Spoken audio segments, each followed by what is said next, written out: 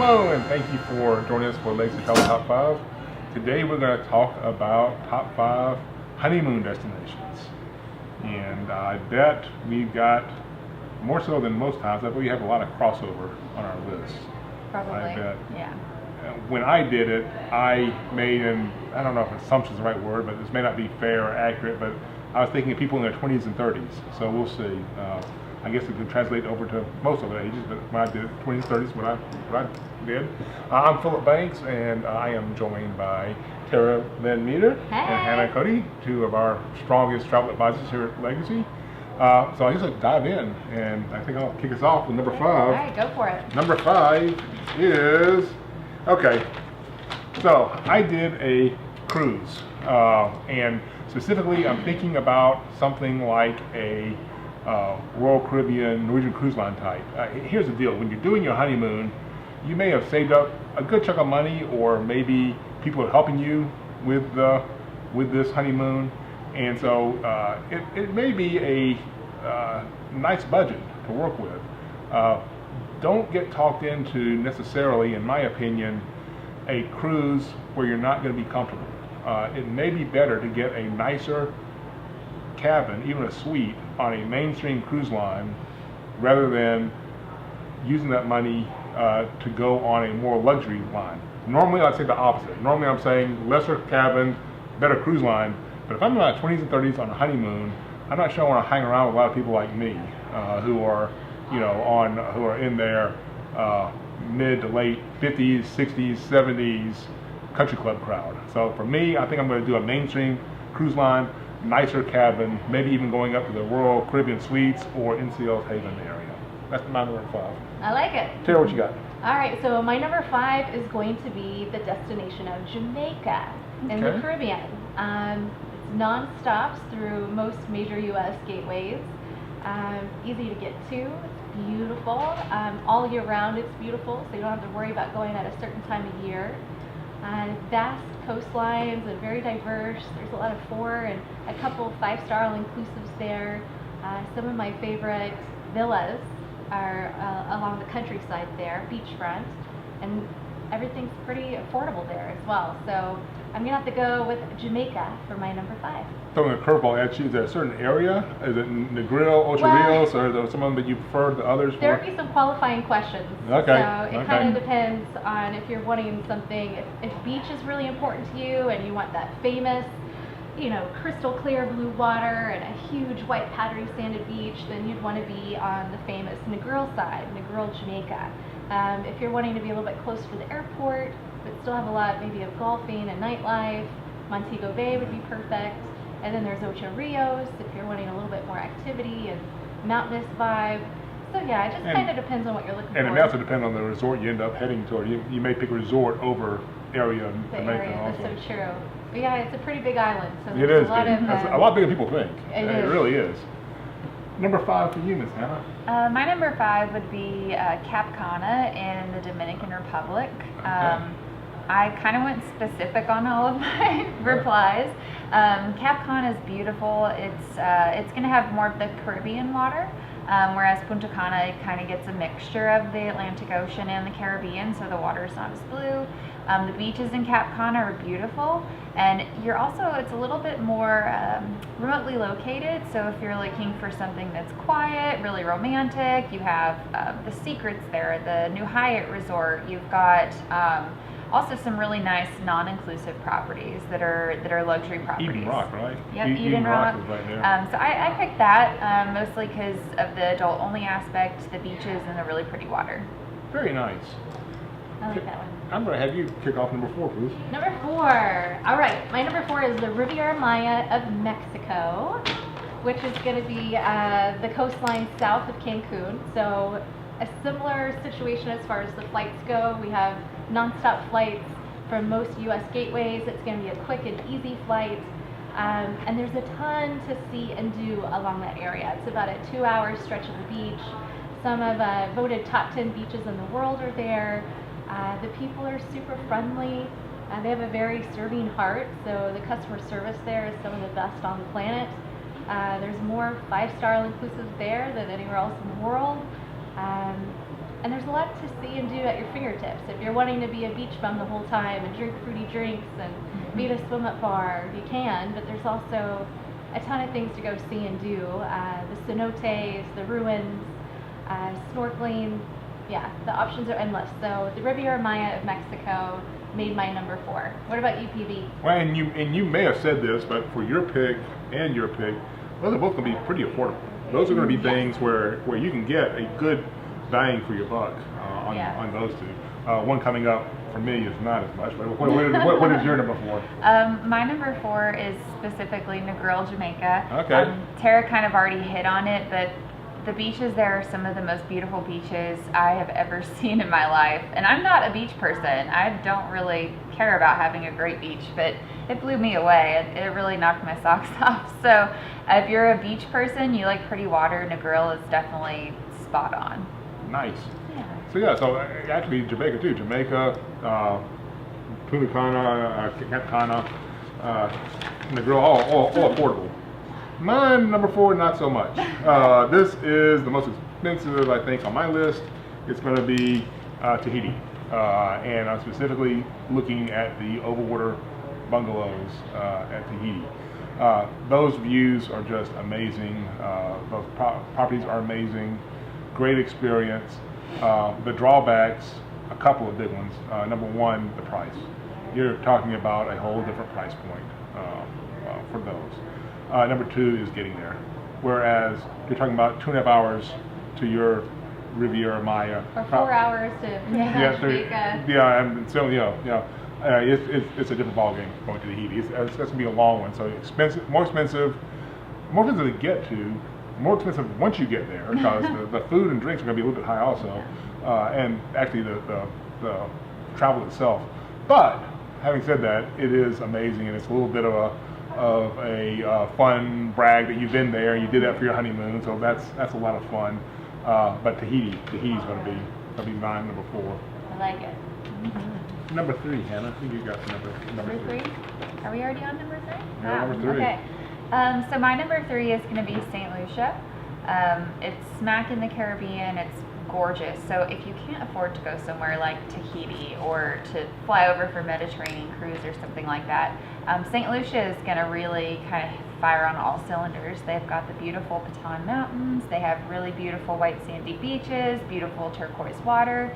You also have smaller resorts there that are going to be more intimate. So if you're looking for a smaller feel where you really truly just want it to be you and your significant other, that's going to be a great option. They have a lot of all-inclusive resorts and non-inclusive resorts if you prefer that. And then they also, of course, have the mega resorts like Sandals. They have 3 properties there. So St. Lucia for me is really a great alternative to the 16+ hour flight option. It's true. And it's more affordable, of course. It is. It's very nice. For me, I went kind of close to you. I ended up doing Cancun itself, which is going to be slightly north of Riviera Maya. They use the same airport, which is the Cancun airport. I picked Cancun. If I'm doing it for me, I'm doing Riviera Maya. But I try to put myself in the shoes of a 20-year-old, someone in the 20s, maybe early 30s. And with Cancun, you're going to have some nightlife right there. So you can stay at a nice resort, something like a Secrets or that. Live Aqua.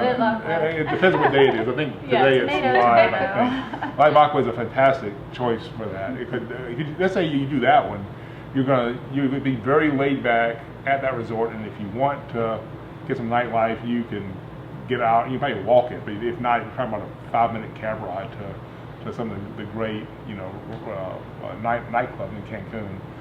So the beach is going to be fantastic. You're going to have Live Aqua. You're going to have Secrets, that Hyatt, Zilara is adults only, right? Mm-hmm. Probably want to eat for adults only if you can on your honeymoon. But anyway, Cancun's great, right there. Again, affordable and nightlife all around you. So that's going to be my number 3. I like it. There's a lot of things very close to there too. You There's could do a a ton. ferry ride to Holbox, or you could go to Isla Mujeres or Cozumel. There's a lot of cool little islands to go to for the day. It'd be fun to go to Isla Mujeres for the day. Yeah. Number 3. So my number 3 is going to be Greece. I think that's just a perfect honeymoon spot. You can get rich culture and a lot of liveliness in Athens. And then go over to the islands. You can go to Crete if you're wanting something a little bit more relaxing, or you can do Santorini and get those iconic views from your water plunge pool villa. Or you could go to Mykonos if you're wanting something with a little bit more nightlife and beaches. But yes, I love Greece, and I think that's a perfect honeymoon spot. So that would be my number 3. So if you're going to do that, you got like let's say you got a week or so, you got to do Athens. I mean, Athens is a given. You're flying in there anyway. You're going to need to be there for a day or 2 probably. Yeah, at least 1 or 2 nights. 2 nights if you can. If you're a honeymoon, let's use my hypothetical 20s and 30s, and you do Athens, you're going to pick one island. Which one is it? Oh man, I would probably squeeze in 2 islands. You would, even though, gosh, okay, yeah. okay. Because they are in their 20s and their 30s. So Okay. you could easily do the 2-hour ferry to Santorini for 2 nights, Okay. and then maybe do Mykonos for Okay. the last 2 or 3 nights. I love those 2 islands. I would definitely try to squeeze in both of those. Okay, good deal. I think I'm up for number 2. So we have a trip called President's Club, and when I do President's Club, it's for top producing advisors. Both of these guys are in President's Club. But one thing I look for is I try to pick trips where I think there's potential for us to sell more of that product, things that we probably should be selling more of. So I want to expose these guys to it. This is one that currently probably isn't being used as much for honeymooners as it should, and this is one I think would be very interesting for honeymooners, and it is a river cruise called U by Uniworld. Oh, okay. And by doing that, this is a product that is specifically geared for 20s and 30s, people in 20s and 30s. Now they relax it where I think if you are older than that, you can go on it, but everything is geared for 20s and 30s. So a river cruise itself is going to be as active or as laid back as you want it to be. Be a ton to do. I'm glad you mentioned that. Yeah, Yeah, it's that's like a a great boutique one. floating Yeah. hotel, and it's a Yeah. very cool experience that a lot of people don't think about. And you're going to have 120, 140 people on this river cruise, and like-minded-ish, same demographic. So it's be a fun thing to do for some honeymooners. And again, with a river cruise, you are unpacking one time, going down the river, hitting all these different spots, and just sounds like a blast. Sounds like a thing that a honeymooner should really do. Europe that way with like-minded, demographic. That's so true. I like that. Number 2 for you. Oh, what is my number 2? Okay, Hawaii. Hawaii would be my number 2. For honeymooners, really. Yes. It's also beautiful all year round, so you don't have to be particular. No matter when you're getting married or whatnot, it's perfect all year round, and it's very diverse, and it's just so pretty. Of course, everywhere is stunningly beautiful, but the culture and the people there is what you kind of go home remembering, and it sticks with you the most. It's an amazing culture that they've maintained, even though it's technically in the United States. You also don't need a passport to get there, and we do have non-stops to Maui and Oahu from most major U.S. gateways, so it's also a pretty easy destination to get to. Absolutely. Mm-hmm. Number 2 for you. My number 2 is Playa Mujeres. It's about 15 miles north of Cancun. So it is going to be more of a gated community type feel. It's I would say the up and coming destination in the Caribbean, Mexico portion of Mexico. I really like Playa Mujeres. There's a lot of adults only hotels there. I'm a huge fan of adults only hotels for honeymoons. I don't think anyone wants to be around kids when they're trying to have a romantic vacation. So Playa Mujeres is great. The other really cool thing that I would say about Playa Mujeres, especially if you're traveling from April through the end of the year, is that area tends to get less seaweed, and seaweed has become a really big problem for the Caribbean. So if you want to have as seaweed-free of a vacation as possible, I think Playa Mujeres is definitely the go-to there. And am I right? I mean, boy, this is maybe making up, but one of the reasons we have the seaweed Warming. Yeah. But I think that one's not having as much as because it's blocked. Yeah, well, Isla Mujeres. Isla Mujeres is kind of a shield. And I think the currents too tend to land more towards Riviera Maya. Now, having said that, disclosure, if things change and it gets overrun by seaweed, not our fault. We're We're talking about historically, it hadn't been this hit as much. we're already number one, and I think you're leading us out with number one. Okay, my number one is going to be the most expensive of my list, and it's also in the South Pacific. Hello, it's Fiji. Oh, you do love Fiji. I do love Fiji. It's a beautiful destination. It's definitely a once-in-a-lifetime type of trip. So, what better time to do it than a honeymoon? They do have everything from private island villas to resorts that have overwater villas. The people there are super friendly. They have a very strong sense of community, and it's a trip you would never forget. So I would definitely say Fiji would be my number one. Very cool. Similar to mine. You have similar pros and cons to the Tahiti one. How about you? What's number one on your list? My number one is, of course, going to be Hawaii. I love the Hawaii Islands.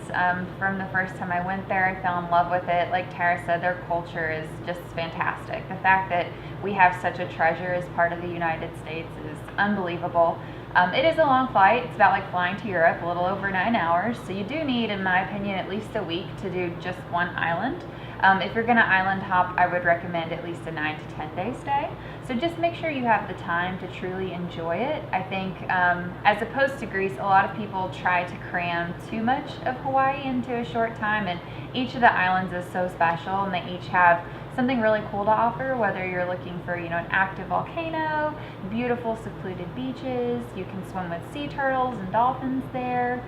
It's just really phenomenal, and especially I think for younger people, especially millennials, they're becoming more outdoors, and they love to be really active on vacation. So there's a lot of hiking, a lot of off-roading. It's very special. So that's my number one. Yeah, and just everybody knows these two are both Hawaii specialists, so I was not shocked that they were on their list. My number one is Boji, Alabama.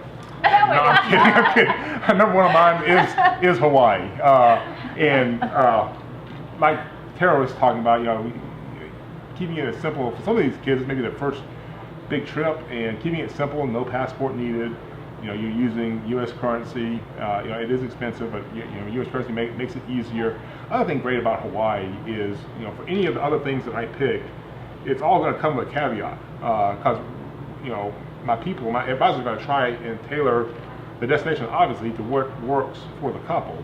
So it may be a deal that for whatever reason, there may be a reason that these people shouldn't go do a river cruise in Europe. But with Hawaii, like each of those islands have a different pro and con to them. So going over to Hawaii, if you are a laid back beach person, one of those islands is right for you. If you want to do adventure, one of those islands is right for you. They're going to be all kind of things. Each of those islands will have its own personality. So yeah, you'll be able to get there, do a very quick, if you have the time to do more than one island, it's going to be a very different experience, each of those islands. So it's a very, very good choice for a honeymoon. Mm-hmm. And we left some serious stuff on the board. I was shocked. Help me out. What is the place you got to go into Barbados, and then it's like a boat trip over? Antigua. What was that? There's a resort we booked a few times. I can't remember the name of it now. But then did you talk about Jade? That's in St. Lucia. That's in St. Lucia. So St. Lucia did make the list. Yeah. But I'm glad that you said Punta Cana. There's several that I wanted to put on the list, so I'm glad that they did make them. Yeah. There were some serious contenders I thought would be brought up that didn't get brought up. But anyway, put in in comments. Let us know what areas you think would be great for a honeymoon, if you agree or disagree with our list. And yes, and if you are about to get married, call us. We'd love to talk to you. We'd love to make sure that it's the perfect fit for you. Absolutely. Well, thank y'all for joining us, and we'll see you next time.